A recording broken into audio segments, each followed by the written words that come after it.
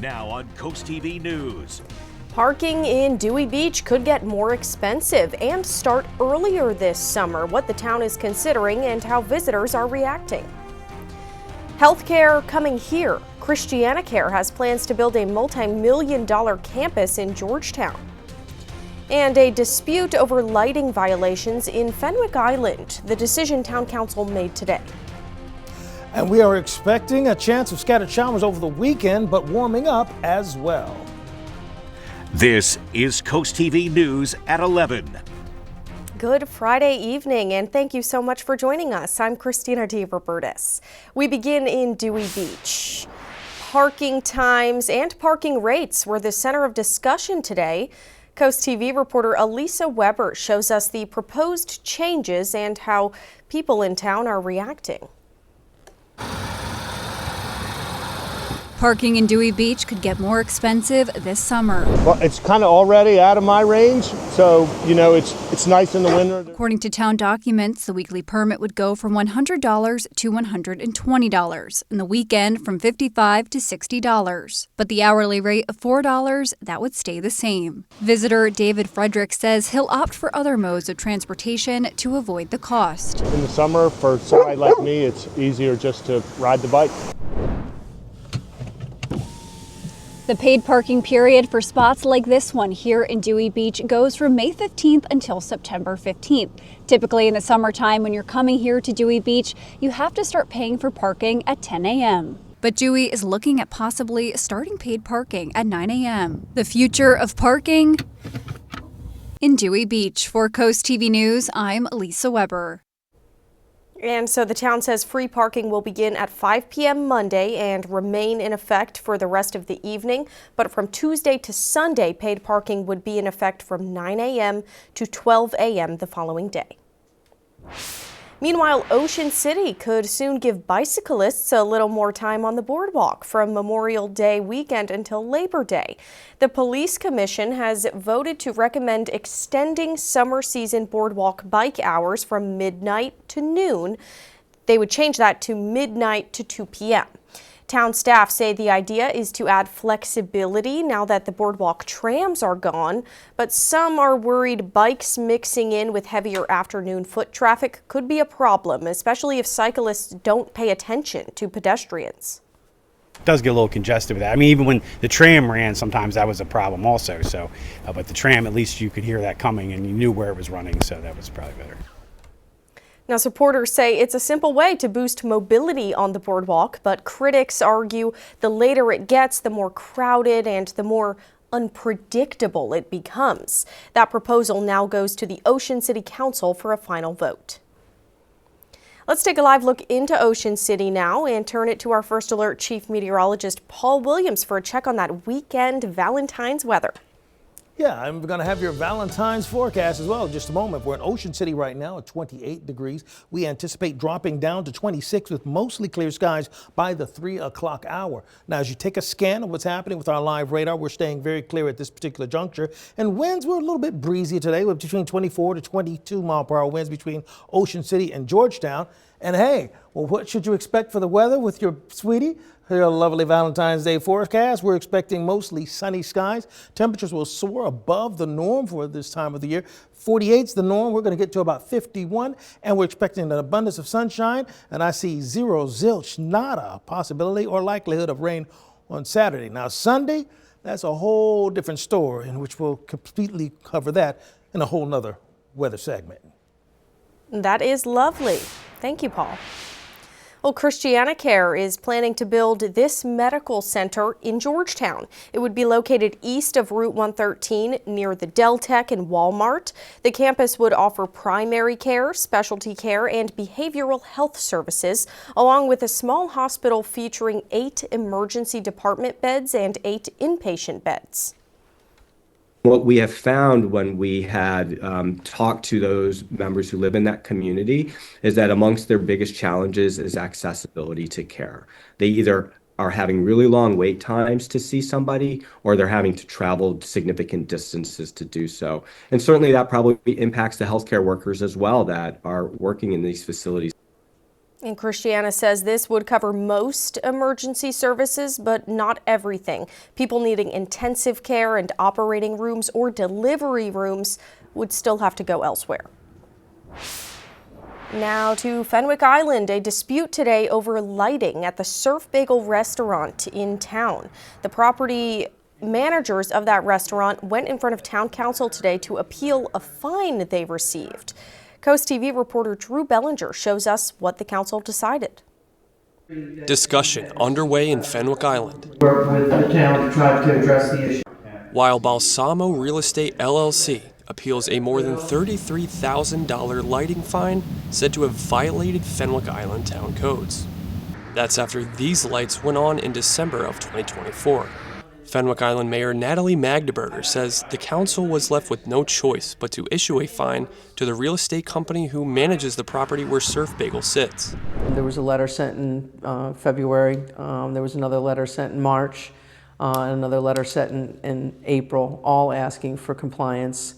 As it boiled down, they were able to turn the lights down, but under our code it needed to be fully shielded, and that wasn't done. We believe that it was a fully shielded light from the jump. Attorney Chip Armbruster, who represented the Balsamos today here at Fenwick Island Town Hall, says he feels the language surrounding the lighting ordinances is outdated and some of the requirements have gray areas. Magdeburger says the brightness of the initial lighting drew complaints from those driving by the popular breakfast spot and was not in full compliance until August of 2025. Armbruster says he was not involved until July, but found shielding for the lights in hopes of settling the issue. Those lights that are over there today are the same lights that were installed in December. The town took the position that once those side shields were installed, we were fully compliant. The council decided to reduce the initial fine to $6,000 and give Balsamo Real Estate 30 days to pay it. Otherwise, the fine will go back to the initial amount. In Fenwick Island, Drew Bellinger, Coast TV News. The Delaware Legislative Building Committee is now moving forward with a $23 million three-story, 345-space parking garage set to begin next month. Also, a nearly $100 million Legislative Hall expansion is planned, which would add more public hearing rooms and more space. It would increase the space by 73%. However, lawmakers are divided about all this. Being able to expand allows the people of Delaware to participate more, and that's key.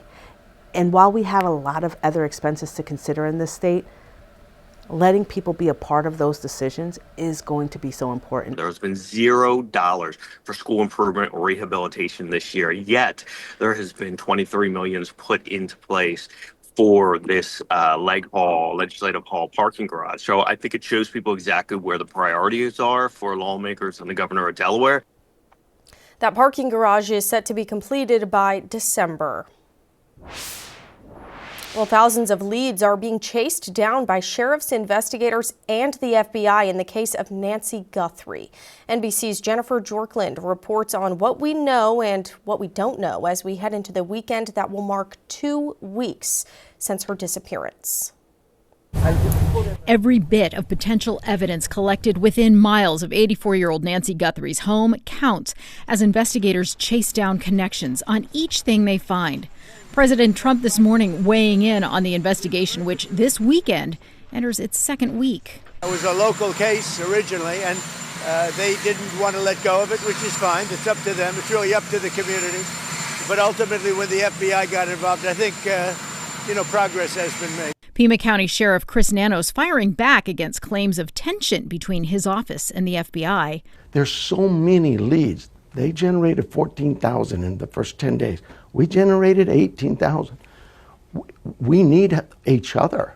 And that's really, so there's no ego here as to who's leading it. Right now, it is a state case. We're handling it, but we can't do this by ourselves. We know that. So we need their help. And while we know at least one pair of gloves has been found and processed, the sheriff says many others also have been found and put into evidence. So you go and you get them, and then you prioritize. Well, this one's about 10 miles away. Yeah. Maybe we can hold off on that. Let's do the one that's 1 or 2 miles away. That kind of thinking. And what we do know about the person seen on the doorbell camera at Nancy Guthrie's door the morning of her disappearance: male, average build between 5'9" and 5 feet 10 inches tall, wearing a black 25-liter Ozark Trail Hiker Pack backpack.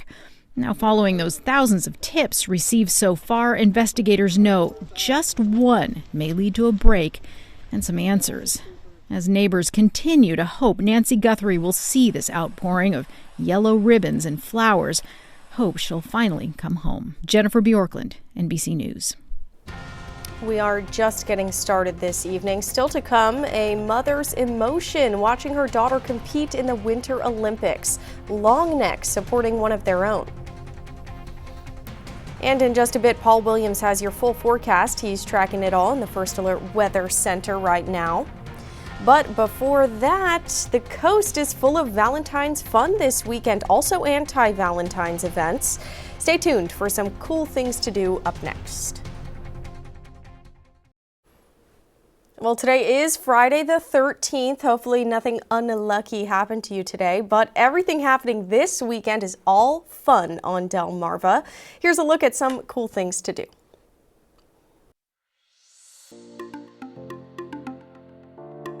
Happy almost Valentine's Day to those who celebrate, but if you are not feeling lovey-dovey this weekend, there's plans for you too. The Big Chill Surf Cantina in Rehoboth Beach is hosting a Love Stinks Let's Drink party on Saturday from 7 to close. You don't need a +1 to enjoy some live music and specialty cocktails. But if you do want to celebrate love with someone, you can head to any Dogfish Head location Friday or Saturday. There's a Valentine's brunch, a Valentine's dinner, and live music all weekend. The Rehoboth Beach Dewey Beach Chamber of Commerce brings Delaware's largest indoor garage sale to Cape Henlopen High School on Saturday from 10 to 3. Handmade items, antiques, and more will be up for sale. Or you could walk away with a brand new boat this weekend. North Bay Marina is auctioning one off at the Ocean City Boat Show. It's put on by the Berlin Ocean City Optimist Club, which is a service organization, and all the money, all the money is donated back in different college scholarships locally and other educational, normally youth-oriented activities that the Optimist Club supports. The event includes hundreds of vendors and seminars at the OC Convention Center all weekend. For more details, just head over to CoastTV.com and click on Cool Things to Do.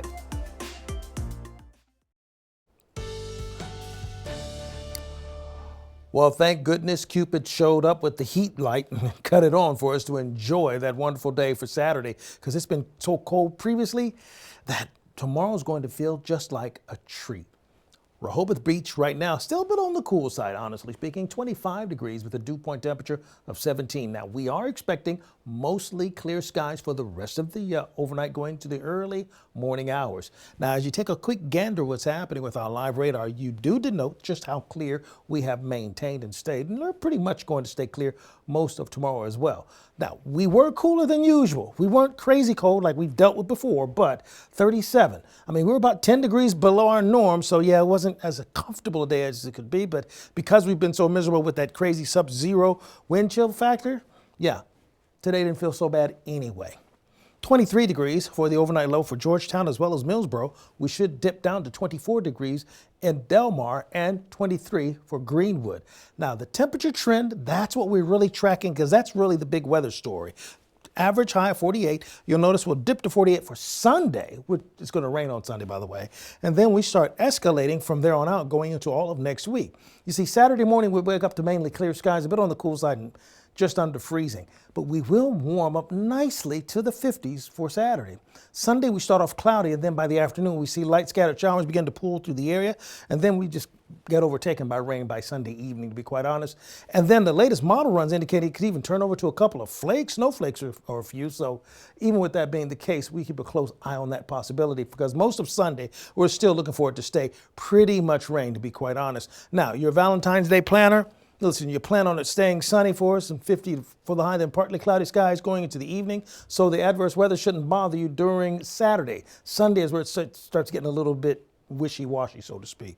So we're expecting Ocean City 46 on Saturday, 41 on Sunday, and that's when the rain will kick in for us. And then we'll go back to up to about 43 degrees on Monday, and then set up for much warmer days after that. For Lewis and Rehoboth, they're looking at the same general pattern.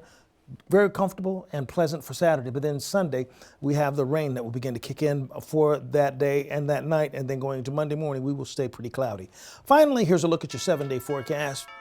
And so after that 51 for Saturday, dipping down to 48, which is the norm on Sunday with the rain, then we go from 50 on Monday up to 55 on Tuesday, 57, and we could end up augmenting that to 60 degrees on Wednesday, and we'll stay in the mid to upper 50s for Wednesday and Thursday before another round of rain hits Friday. 60 degrees. I might go to the beach. Thank you, Paul. Well, Mystique Rowe is an Olympian from Virginia. She's participating in a skeleton event. Mystique's mom, Nicole, actually lives in Long Neck. Today, she was surrounded by her friends and community members, all watching her daughter compete. As Brandon Ferguson shows us, a local restaurant opened up its doors early today to rally around a mom watching her daughter achieve her dream. Nicole Rowe watching her daughter Mystique compete in her first Olympics. Nervousness and pure excitement. And I feel so honored and privileged to be her mom. Rowe moved to Long Neck 5 years ago, and the community has taken her in, with the crab barn filled up Friday morning. Rowe says Mystique's journey is a story of perseverance. She got over the loss of her brother, and he's with her always, and she talks about him and she remembers, and she's doing it because he always pushed her to do the best that she could do. Mystique grew up in Virginia, going to Queen's University of Charlotte, setting records on the track and field team. Her mom says Mystique was originally interested in bobsledding before falling in love with skeleton. Mystique is 31 and competing in her first Olympic Games. Her mother could not be prouder. I just love that everyone is supporting her. Some people never met her, but that doesn't matter. They just want to see her do well, and they're just so happy for her. Sussex County supporting the Rowe family and hoping for gold. That was Brandon Ferguson reporting. Now, today was not a medal day. Mystique is competing again tomorrow around noon. The Crab Barn there in Long Neck is holding another watch party. Speaking of the Olympics, they are airing only here on Coast TV, and we're going to take a look at the medal count so far. Looks like Norway is leading the way. They have the most with 18 total, 8 gold. Italy also has 18 total. They've only got 6 gold. The U.S. not far behind. We have 14 total and 4 gold medals. This brings us to our Coast TV poll. We're asking you today, which Winter Olympic sport do you enjoy the most? Let's look at the results here. We got 35% say figure skating. That's been the most popular all day. Also, curling is pretty popular, and 19% say snowboarding or skiing. We have a comment also. This is from Mary in Ocean Pines, who says she loves the ice skating. It's very popular. It's very beautiful and graceful to watch, so I understand. And if you haven't voted yet, please do go to coasttv.com or use our mobile app. Don't forget, the Winter Olympics continue until February 22nd. You can only watch here on Coast TV. Coming up in sports tonight, a former star at Ursuline Academy and the University of Delaware could become the first player from the state to reach the pinnacle of basketball. And coming up, hearts are everywhere this holiday, but heart disease is still the #1 killer in America. The silent risk factors doctors say you might not know you have. This is Coast TV News at 11. The Trump administration has spent more than $30 million to deport migrants to countries that they're not from. That estimate comes from a new report by Democrats on the Senate Foreign Relations Committee. Sometimes the home countries of migrants refuse to accept them, and in those cases, the U.S. can send them to other countries where deals have been made. Also, the Trump administration is escalating its nearly year-long fight with Harvard University. Today, the administration filed a new lawsuit over federal funding. The Justice Department says Harvard failed to turn over documents in its investigation into whether the school discriminated in admissions in violation of the terms of its government grants. The Trump administration later froze billions in federal funding, a move a federal judge overturned. Well, buying sweets for your loved ones will set you back quite a bit this year. Chocolate prices are up 14.4% this Valentine's Day. That comes after they rose nearly 8% last year and 10.5% in 2024. It is due to the price of cocoa beans, most of them coming from West Africa, which has been having weak harvests due to extreme weather. And with Valentine's Day being tomorrow, consumers are expected to spend a record $29.1 billion. That's according to an annual National Retail Federation survey. Candy does remain the most popular gift, but this holiday doctors are hoping you also give your health a present. Tonight, Mandy Gaither explains how to show your heart some love for Valentine's Day. It's a holiday filled with hearts, so what better time to show this vital fist-sized organ some extra love? Heart disease remains the #1 killer of Americans. Dr. Ashish Shiraju with Cleveland Clinic says the U.S. has come a long way in lowering the number of deaths due to cardiovascular disease, but the latest data from the American Heart Association shows nearly 916,000 Americans died from it in 2023, and the organization says up to 80% of heart disease is preventable. There needs to be a continued focus on preventing risk factors for heart disease and preventing adverse outcomes if you do already have heart disease. Siraju says a majority of patients are unaware they have one or more risk factors for heart disease. Those include being a smoker, obesity, diabetes, living a sedentary life, or having high blood pressure and high cholesterol. You won't know those levels if you're not getting routinely checked. These risk factors tend to be silent for the vast majority of the time. Siraju says the first way to love your heart is knowing what factors increase risk of disease and which ones impact you. Then he says get control of those risk factors, eat a healthy diet, exercise, reduce stress, improve sleep quality and quantity, get routine checkups on blood glucose levels, cholesterol, and blood pressure, and know your family medical history. I think it's a great time of the year to sit back and take stock and then understand your own heart a little better. For Health Minute, I'm Mandy Gaither.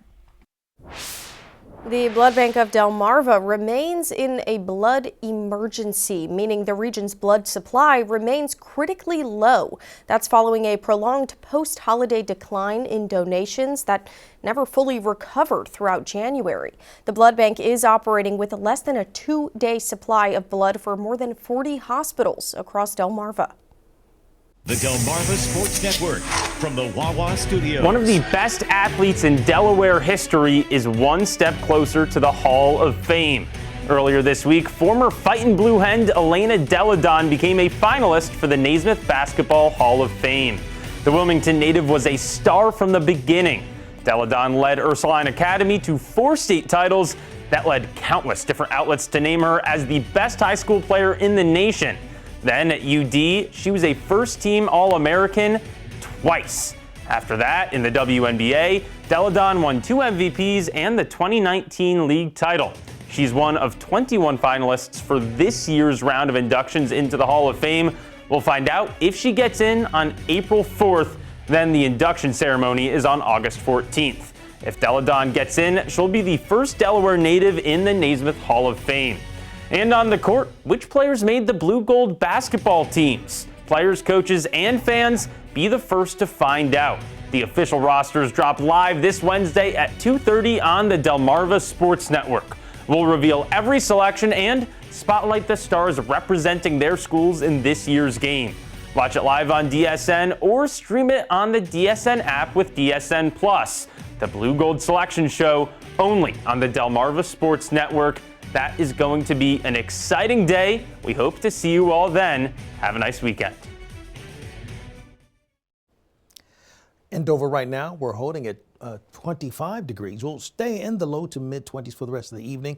We're clear at this present time. Valentine's Day planner, listen, plan on it being very cooperative for your plans. 47, and then by the afternoon hours, we'll be in the 50s and we'll drop back into the 40s.